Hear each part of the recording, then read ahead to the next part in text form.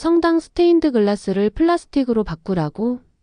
낡은 찻집, 얼어붙은 바닥, 사라진 온기. 한국의 200년 된 찻집의 사라진 온기를 되찾기 위해 프랑스 성당 복원 전문가와 한국 전통장인이 팽팽하게 맞서고 있습니다. 한국의 역사와 기억, 한국이 지켜온 따뜻한 기억을 만나러. 그날의 역사적인 현장으로 다 같이 들어가 보시죠. 저는 프랑스에서 문화재 복원 전문가로 일하고 있어요. 주로 유럽의 중세 성당이나 고성을 연구하고 복원하는 일을 하죠. 제 삶은 철저히 계획적이었고 프랑스와 유럽 문화가 세계에서 가장 정교하고 아름답다고 믿어왔어요. 그런데 그 모든 걸 뒤흔드는 한 통의 편지가 도착했어요. 귀하께서는 대한민국 서울에 위치한 200년 된 전통 찻집을 상속받게 되었습니다. 편지를 읽는 순간 저는 말도 안 된다는 듯 코웃음을 쳤어요. 한국, 찻집. 솔직히 말하면 저는 한국을 별로 좋아하지 않았어요. 아니, 싫어했어요.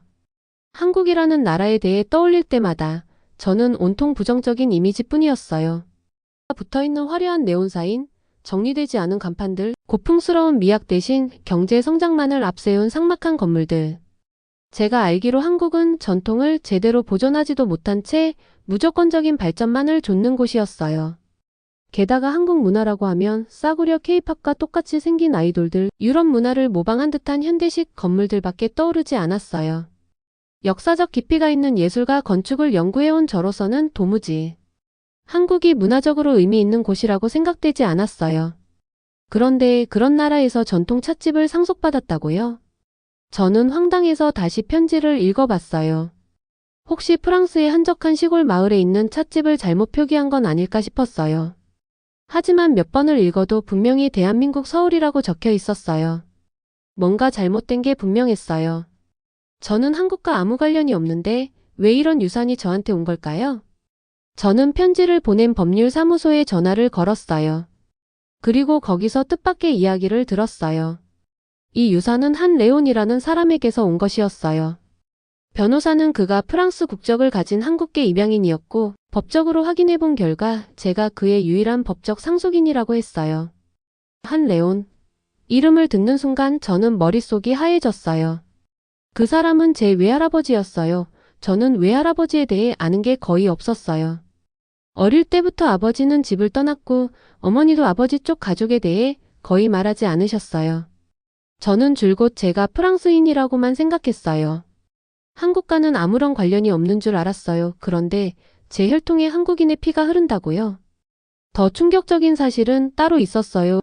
한 레온님은 찻집에서 생을 마감하셨습니다. 저는 순간 멍해졌어요. 프랑스에서만 살았다고 생각했던 제 외할아버지가 생의 마지막을 한국에서 보냈다니요? 그것도 서울 한복판의 오래된 찻집에서? 이해가 되지 않았어요. 도대체 왜요? 더군다나 왜 하필 저한테 이 찻집을 남기신 걸까요? 솔직히 말해 저는 이 모든 걸 거부하고 싶었어요. 저는 한국에 대해 알고 싶지도 않았고 갈 생각도 없었어요.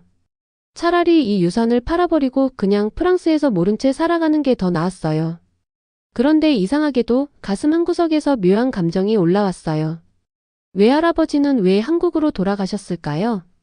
그리고 왜 마지막 순간까지 이 찻집을 지키려 하셨을까요? 정말로 그곳이 어떤 곳인지 직접 가봐야 하는 걸까? 그렇게 저는 평생 한 번도 생각해 본 적 없는 한국이라는 나라로 떠나게 되었어요. 비행기가 인천공항에 착륙하는 순간부터 저는 긴장됐어요. 프랑스를 떠나면서도 계속 이게 옳은 선택인지 고민했거든요. 한국이라는 나라 그리고 외할아버지가 마지막 순간까지 머물렀다는 찻집이 어떤 곳인지 직접 보고 싶었어요. 공항에서 나와 차를 타고 서울 시내로 향했어요. 창밖으로 빠르게 스쳐 지나가는 풍경을 바라보며 저도 모르게 얼굴을 찡그렸어요. 역시 이럴 줄 알았어요. 서울은 상상했던 것보다 훨씬 혼란스러웠어요. 높은 빌딩들 사이로 빼곡하게 들어선 간판들, 서로 경쟁하듯 반짝이는 네온사인, 어지럽게 뒤섞인 광고판들. 눈이 아플 정도로 화려했어요. 세련됨이라고는 찾아볼 수 없는 조명들이 도시를 뒤덮고 있었어요. 거기에다 엄청난 교통량과 쉴 새 없이 울려 퍼지는 경적 소리, 바삐 움직이는 사람들까지 도대체 어디서부터 어디까지가 도로이고 어디까지가 인도인지조차 혼란스러웠어요. 저는 한숨을 쉬었어요. 이래서 한국이 싫어요. 너무 정신없고 질서 없이 빠르게 움직이는 것 같았어요. 저는 유럽 특유의 고풍스럽고 차분한 거리를 좋아하는 사람이에요. 프랑스에서는 도시 속에서도 역사의 흔적을 고스란히 느낄 수 있었어요. 하지만 서울은 달랐어요. 전통과 현대가 섞여 있다기보다는 무조건적인 발전에 모든 걸 내던진 느낌이었어요. 그렇게 속으로 불평하며 차를 타고 이동하는데 갑자기 주변 풍경이 조금씩 달라졌어요. 정신없던 대로를 벗어나 좁은 골목으로 들어서자 도시는 조금 조용해졌어요. 그리고 마침내 도착한 곳, 찻집 앞에 내렸어요. 그리고 저는 그 순간 할 말을 잃었어요. 눈앞에 펼쳐진 풍경이 믿기지 않았어요. 그곳에는 방금까지 봤던 삭막한 도시와는 완전히 다른 세계가 펼쳐져 있었어요. 고요하고 단아하고 웅장했어요. 찻집은 오래된 전통 한옥이었어요. 200년이 넘은 건물이라고 했는데도 기품이 살아있었어요. 부드럽게 휘어진 지붕선이 우아하게 하늘을 배경으로 서 있었고 나무 기둥 하나하나에서 세월의 흔적이 느껴졌어요.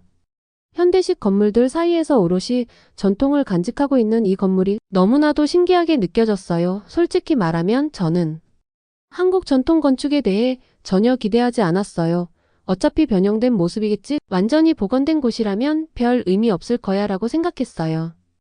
그런데 이곳은 달랐어요. 마치 시간이 멈춘 듯 한국의 전통이 그대로 살아 숨쉬고 있었어요. 저는 무의식적으로 손을 뻗어 문설주를 만져봤어요. 따뜻하고 단단한 나무의 감촉이 손끝에 전해졌어요. 오래된 나무가 품고 있는 묵직한 시간의 무게가 느껴졌어요. 이건 생각보다 훨씬 대단한데요. 스스로도 놀랄 정도로 저는 이 찻집의 분위기에 압도당하고 있었어요. 그런데 찻집 안으로 들어섰을 때 저는 온몸에 소름이 돋았어요. 너무 추웠어요. 겉보기엔 따뜻하고 아늑해 보였는데 실제로 안으로 들어가자 차가운 공기가 피부로 그대로 스며들었어요. 벽에 손을 대봤는데 얼음장처럼 차가웠어요. 아무리 겨울이라지만 이렇게까지 냉기가 심한 건 정말 이상했어요. 직원들에게 이유를 물어봤더니 오래된 온돌이 낡아서 제 기능을 못하고 있다고 했어요.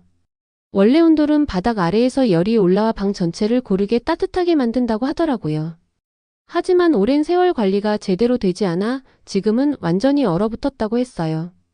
저는 온도를 잘 몰라서 그냥 프랑스에서처럼 최신 난방 시스템을 설치하면 간단히 해결될 문제라고 생각했어요. 프랑스에서도 오래된 건물에 현대식 난방을 추가해서 쉽게 문제를 해결하곤 했거든요. 그런데 직원들의 반응은 뜻밖이었어요. 이 찻집은 단순한 건물이 아니라 오랜 시간 동안 지켜온 전통과 추억이 살아있는 공간이라고 했어요. 단순히 효율을 따져서 온도를 없애고 현대식 난방을 설치하는 건 이곳의 역사와 전통을 지워버리는 일이라고 했어요. 저는 솔직히 이해하기 어려웠어요. 아무리 전통이 중요하다지만 이렇게까지 불편한 환경을 계속 유지하는 게 맞는지 확신이 안 섰어요. 하지만 직원들은 이 문제를 해결할 방법을 잘 아는 사람이 있다고 했어요. 그 사람이 바로 민준 씨였어요. 결국 저는 민준 씨를 만나보기로 했어요. 온돌이라는 낯설고 새로운 세계를 마주해야 하는 순간이 다가온 것 같았어요. 민준 씨를 처음 만났을 때 저는 솔직히 기대하지 않았어요. 한옥 복원을 전문으로 한다는 기술자라고 들었지만 전통 방식에 집착하는 또 다른 사람이겠거니 싶었어요. 그런데 그는 처음부터 저를 전혀 다른 방식으로 설득하기 시작했어요. 온도를 왜 복원해야 하느냐고 묻는 제게 그는 엉뚱하게도 프랑스의 오래된 성당을 복원하는 방식에 대해 물었어요. 당연하다는 듯 답했어요. 역사적인 가치가 있는 건물이라면 원형에 가깝게 복원해야죠. 그 순간 그는 저를 바라보며 미소를 지었어요. 마치 정답을 맞췄다는 듯한 표정이었어요. 그리고 그제야 저는 그가 왜 그런 질문을 했는지 깨닫기 시작했어요. 온도를 없애는 것은 프랑스 성당의 스테인드 글라스를 플라스틱 유리로 바꾸는 것과 다를 바 없습니다. 그렇게 말하는 그의 표정에는 확신이 가득 차 있었어요. 저는 순간 말문이 막혔어요.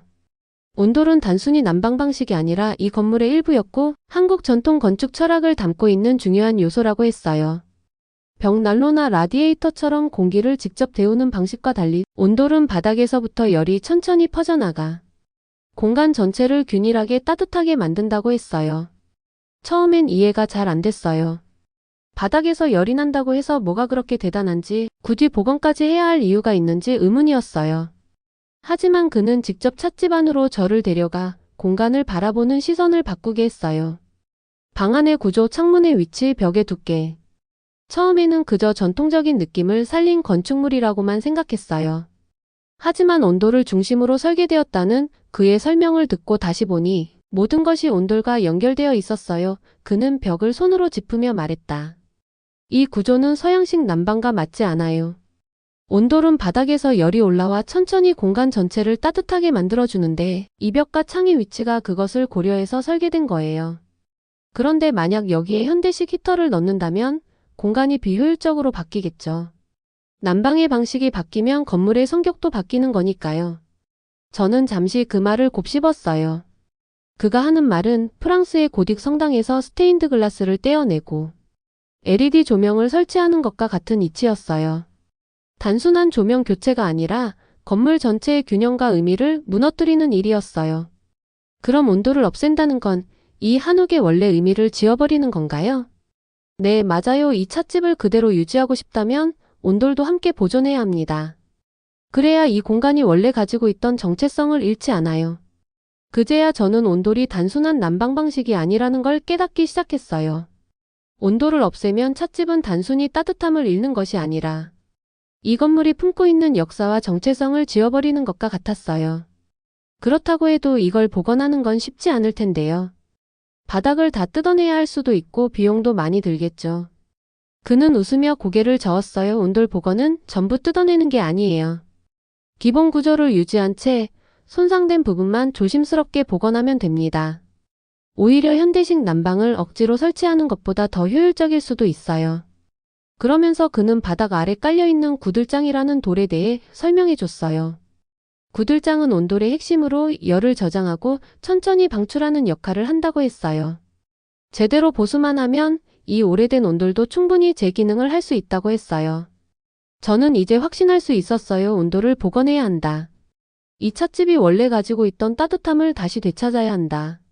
그 순간 저는 처음으로 한국의 전통을 이해하게 됐어요. 이 찻집을 찾는 사람들은 단순히 따뜻한 방에서 차를 마시는 것이 아닙니다. 이곳에서 수백 년을 이어온 방식과 정신을 경험하는 거예요. 온도를 없애면 이곳은 그저 또 하나의 현대식 카페가 될 뿐입니다.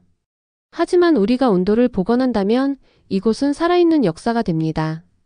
단순한 난방이 아니라 문화를 복원하는 겁니다. 민주는 준비해 온 계획을 펼쳤다. 우리는 바닥을 완전히 새로 보강한 후 기존 온돌 시스템을 그대로 유지할 겁니다. 하지만 단순히 복원하는 것이 아니라 현대적인 기술과 결합하여 더 효율적으로 만들 수 있어요. 나는 흥미가 생겼다. 현대적인 기술과 결합한다고? 민준이 설명했어요. 예전 방식 그대로 복원하면 온도를 일정하게 유지하는 것이 어려울 수도 있어요. 그래서 전통 방식의 온돌 구조를 살리되 현대식 온도 조절 장치를 추가하는 거죠. 이렇게 하면 바닥에서 올라오는 온기가 최적의 온도로 유지되고 에너지도 덜 낭비될 겁니다. 온돌 복원은 결코 쉬운 일이 아니었어요. 처음에는 단순히 오래된 바닥을 손보는 정도로 끝날 줄 알았어요. 하지만 예상보다 훨씬 더 큰 문제가 기다리고 있었어요. 바로 바닥 아래 균열이 생겨 있었다는 것이었어요. 작업을 진행하던 중 바닥 일부를 걷어내자 아래쪽 구조물이 심하게 손상돼 있었어요. 몇몇 구들장은 금이 가 있었고 열기를 전달하는 아궁이와 굴뚝도 막힌 상태였어요. 제대로 복원하려면 일부를 교체해야 했고 그대로 두면 온기가 제대로 전달되지 않을 수도 있었어요. 가장 큰 문제는 찻집을 지탱하는 목조 구조물도 위험할 수 있다는 점이었어요. 온돌 복원을 위해 너무 많은 무게를 실으면 오래된 나무 기둥이 버티지 못할 수도 있었어요. 차라리 이쯤에서 멈추고 현대식 난방을 넣는 게 낫지 않을까 하는 생각도 들었어요. 하지만 그때 민준 씨가 포기하기엔 너무 이르죠. 한국 전통 건축은 원래 유연하게 변형할 수 있도록 설계돼 있어요. 나무 기둥도 구들장도 우리가 제대로 손만 보면 충분히 다시 살릴 수 있습니다. 그의 말은 확신에 차 있었어요. 결국 우리는 온돌의 원리를 최대한 유지하면서도 찻집의 구조를 해치지 않는 방법을 찾아야 했어요. 민준 씨는 한국 전통 목수들과도 협력해서 바닥을 보강했고 온기가 새어나가지 않도록 정교하게 작업했어요. 구들장은 일부 교체했고 막혔던 굴뚝도 깨끗이 정리했어요. 그리고 마침내 촛불을 지피는 날이 왔어요. 작업이 끝난 후 저는 바닥 한가운데 앉아서 조용히 기다렸어요. 아궁이에 불을 넣고 따뜻한 열기가 천천히 바닥을 타고 흐르는 순간이었어요. 손을 바닥에 살짝 대 보았어요. 처음엔 미묘한 온기가 느껴지더니 시간이 지나면서 따뜻함이 천천히 퍼졌어요. 마치 오랫동안 잠들어 있던 건물이 이제야 깨어나는 것처럼. 온돌이 살아났어요. 찻집이 다시 따뜻해졌어요. 복원이 끝난 후 가장 놀라운 건 사람들이 다시 돌아오기 시작했다는 것이었어요. 한동안 손님이 줄어들어 조용했던 찻집이 점점 활기를 되찾았어요. 어느 날 한 할머니가 조용히 문을 열고 들어오셨어요. 잠시 방 안을 둘러보시더니 바닥에 천천히 손을 짚었어요. 그래, 이 온기야 어릴 때 이곳에 와서 어머니랑 차를 마셨었는데 그때랑 똑같구만. 그분의 눈가가 촉촉해지는 걸 보면서 저도 가슴이 뭉클해졌어요. 그리고 점점 더 많은 사람들이 찾아왔어요. 우리 부모님이 이 찻집에서 첫 데이트를 하셨대요. 어릴 때 여기 와서 친구들이랑 놀았던 기억이 나네요. 옛날엔 겨울이 되면 이 바닥이 정말 따뜻했어요. 다시 이렇게 될 줄 몰랐어요. 찻집은 단순히 차를 마시는 공간이 아니었어요. 사람들의 기억이 담긴 공간이었어요. 어떤 이는 부모님과의 추억을 떠올렸고 어떤 이는 어린 시절의 기억을 이야기했어요.